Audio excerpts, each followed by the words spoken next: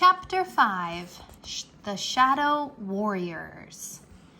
Around the 1400s, daimyos began to look for ways to defeat their enemies without using armies.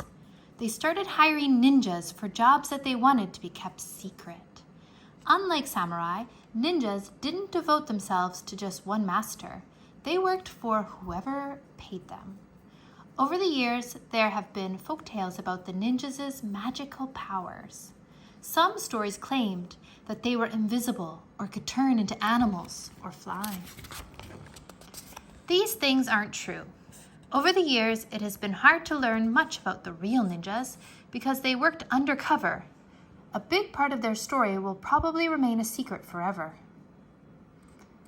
Who were the ninjas? Ninjas weren't one single fighting group. They came from different clans of mountain people. The mountains cut them off from the rest of the world and kept them from being watched. These tough mountain folk were close to the earth. They grew up knowing the ways of nature.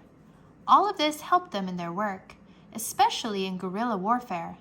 Ninjas went to training schools in their villages. There, they learned the art of ninjutsu, or acting in secrecy. The word ninja wasn't used much until about 1964. Traditionally, Japanese called ninjas shinobi, which meant to do secretly. There are stories of ninja girls being trained as well, but no one is sure if this is true. Ninjutsu. As with the samurai, ninja children came from ninja families. They began to study the art of fighting ninja style at 5 or 6. At first, the boys played at wrestling and did things like walking across poles to learn balance. As they got older, their training got stricter.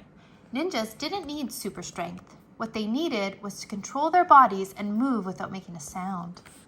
To make their bodies strong and flexible, they did special exercises, much like yoga or gymnastics.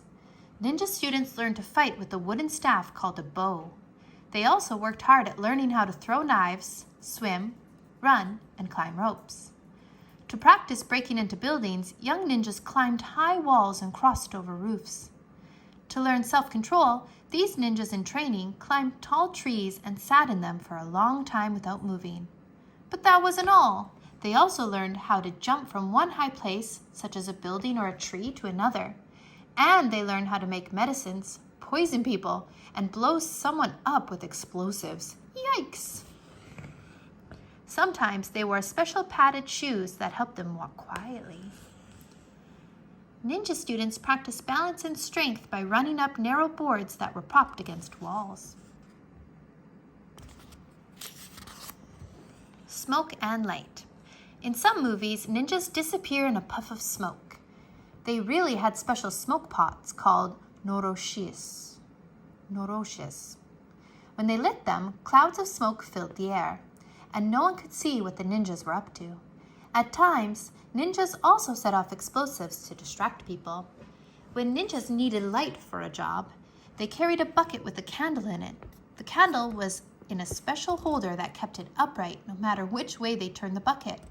If they turned the bucket on its side, the candle gave them enough light so they could set up explosives or draw maps. If they heard someone coming, they could turn the bucket upside down so the light wouldn't be seen.